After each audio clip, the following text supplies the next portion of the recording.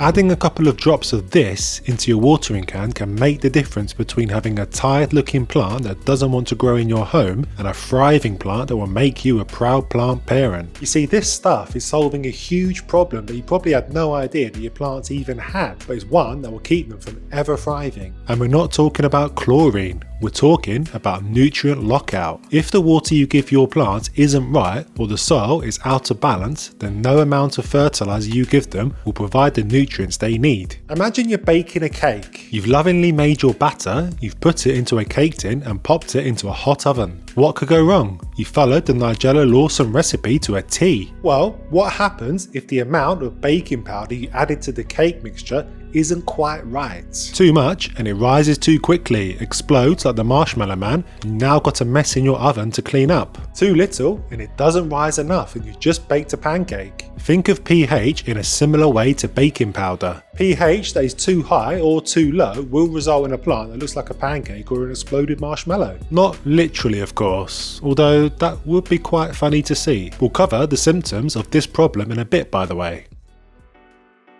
So yes, pH is surprisingly important in the houseplant world. It's actually important in any plant world, but the impact on houseplants is greater because our little friends have only got the pot of soil you give them to get on with, rather than the vibrant ecosystem of your garden bed. But don't panic, identifying if you have a problem and then fixing it is easy enough, as you'll see in a bit. If you keep a houseplant for long enough, then chances are it's going to become out of balance eventually, even from the water you give it. And I experienced this for years without me knowing. I just wasn't getting the growth that my friends and family were getting, and I just thought it must have been down to the light that my home doesn't get. Well, after years of suffering with self-doubt, I decided to finally test my plants to see what was up, and it turns out lots of them were on the slightly too acidic side. Too acidic for the roots to absorb the fertilizer I was diligently giving them. Wowzers, my mind was blown. You see, houseplants have a bit of a Goldilocks pH zone. They love it just right between 6 and 7.5. Below 6 is too acidic and we end up with pancakes. Above 7.5 and things are too alkaline and we're in marshmallow exploding hell. Now, you might be wondering why pH is so important. I certainly was when I was discovering all this for the first time. And it's all to do with how plant roots absorb nutrients, and it's quite different to how you think probably. You see, roots don't necessarily draw nutrients from the soil whenever they need it, like a baby sheep sucking on his mother's teat. All the magic happens when you water the plant. Water runs through the soil, takes along some of the nutrients in the soil for a ride, and when the roots take a drink, the nutrients are there ready and waiting in the water. So if the pH is off, the roots can't absorb what they need and they starve. Sorry pals, I had no idea. What?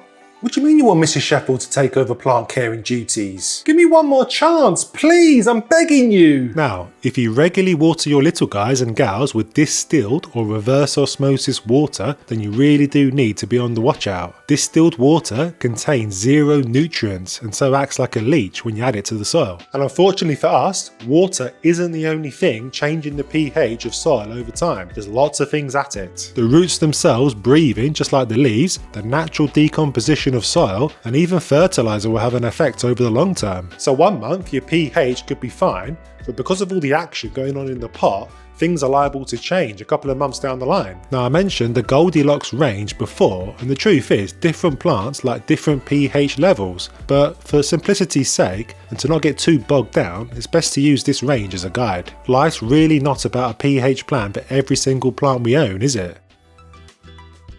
I'll spill the beans on how you can easily test for this problem at home as well as solve it, because there are a few things you need to be wary of. But first, it's a good idea to know the symptoms of a pH imbalance to know what to look out for. I've already mentioned stunted growth, and this is the biggie for obvious reasons. No food in their belly or a license for the telly. Yellow leaves is a big one to look out for too. This is particularly true if you've gone to town on your little fella by repotting him and giving him more of the finest food, and still nothing seems to make him happy. In this case, it's well worth checking the pH. Spots and brown tips on the leaves will also rear their ugly head, particularly on new growth. I've often moaned about my Philodendron melanocrisis' new leaves not unfurling properly, and I reckon pH problems could be the cause all along. Could be true actually, given that I often get twisted, deformed leaves, which is another telltale sign. So how do we test if your plants are getting the right pH? Basically, there are two areas we should test: the water we give them and the soil they live in. The soil test will give us a steer on how they're doing now, and the water test will tell us if we need to adjust our water before giving it to them. There are a few ways to test the soil of your plants. Probably the most reliable way is to take a soil sample and send it off to a lab for them to do some tests. But who wants to be doing that? Not me. So I've gone for the easy option of buying this 5-in-1 soil tester. So not only will this test the pH, it will also test the temperature, the moisture, it's a moisture meter. It's also a light meter. It's got a little light sensor at the top there. So this guy won't be 100% accurate, of course, because there's no real way of calibrating it. But stick it into the soil of your plants and it will give you a steer on the level of pH in your plants. So let's go test a few of mine. So I have my Ficus elastica here, and I only repotted this recently, so I'm expecting this to be in the Goldilocks range because newly potted plants don't tend to be too much of a problem. So let's have a look. Stick my pH meter into the soil. So quite high initially, it always comes down, normally for me anyway, because my plants tend to be on the acidic side. 6.8. Just takes a little while to settle on the final number.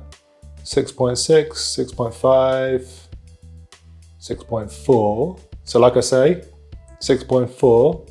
The Goldilocks range, 6 to 7.5. So that is bang on in the range, ever so slightly acidic. I've got my Aglaonema here that I've had for a couple of years and I've never repotted it. So I'm expecting this to be slightly too acidic. Tends to be what happens when you don't repot a plant. So straight away it's gone to 5.2, 5.3 pH, which is lower than you want, lower than 6. Yep, looks like it's settling around there. So this guy will need to have the pH level raised. So I've got my Alocasia amazonica here that I've not repotted in a little while, so I'm expecting this to be on the acidic side as well. So let's have a look. Starting quite high.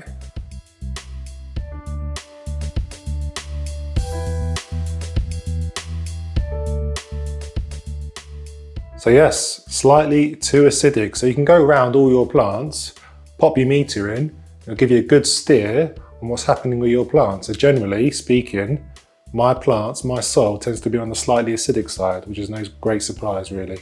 Water is the thing that will have the biggest impact on pH, and if you're in North America, chances are it will be on the alkaline side, and if you're in the UK, it's most likely going to be neutral or slightly acidic. That's a general rule though. It's always worth testing the water coming out of your tap. If you're lucky enough to have a swimming pool, then you'll know all about these. These are little test strips that we use to test the water. So these test 3 things actually: chlorine, pH and total alkalinity. So it's just a little bottle of test strips like this.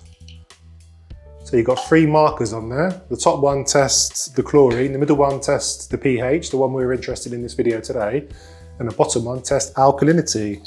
And then on the bottle you have the range of the pH. So you dip it in the water like so, and then you watch the changing colour against the pH table. So mine is showing, by the looks of things, it's going to be more or less neutral as I expected. Water in the UK tends to be neutral with slightly acidic, so this looks like it's in the range. It's probably about 7 dead on actually, which is why they're coming out slightly acidic. So I might need to up my pH. So, the magic drops I alluded to in the intro to this video. This is how you adjust your water to make it just right for Goldilocks. I mean your plants. If your water is too alkaline, then you'll need to bring it down with this stuff, and if it's too acidic, you need to bring it up with this stuff. When you're testing and adjusting the water that you're going to give to your plants, it's always a good idea to test after you've added things like fertilizer, and in my case water conditioner, to the water, because they will have an effect on the pH of the water. I'll show you in a bit. It's also a good idea to make a big batch of your concoction that you give to your plants So you're not having to retesting and readjusting your pH. You've got a nice big batch that will last you a week or so.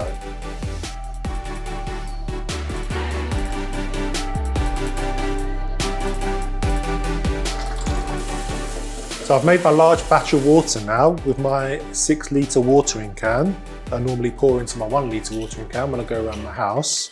So the thing to do now is to get another strip and just test this water to see how much of a difference my water conditioner, which should be negligible, and the fertilizer has made to this water.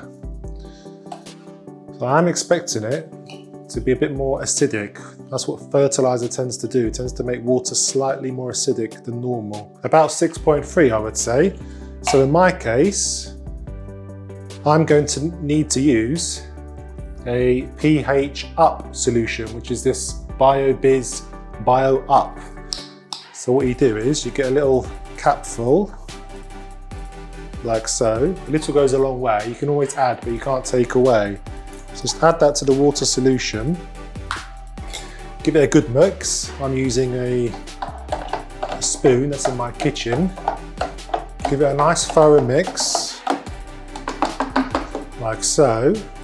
And then you test again until you're at the point where you're happy with the pH of your water. So the first time you do this, you will be doing a few strips probably, but once you get an idea of how much pH up or pH down to add to the water, then you should be good to go. So this one is now looking a bit better now. I would say that is at the range of about 7.2, 7.3. So slightly more alkaline is probably good for me because of the effect of all the roots and stuff having a downward effect on pH over time, as you've seen with my plants. So to be slightly alkaline in my water is probably the way to go. Now that you've got to plant level Pro 4 settings, you need to now fertilizer next. A plant is only as good as the food you give them, and the water, and the light. But fertilizer is key, trust me. You might assume that organic is the only way to go and that synthetics like Miracle-Gro is the work of the devil, but this isn't necessarily true. In fact, you might even get a faster response from your plants with Miracle-Gro than something like Houseplant Focus. And you should definitely watch this video next to get the full lowdown. I'll see you there.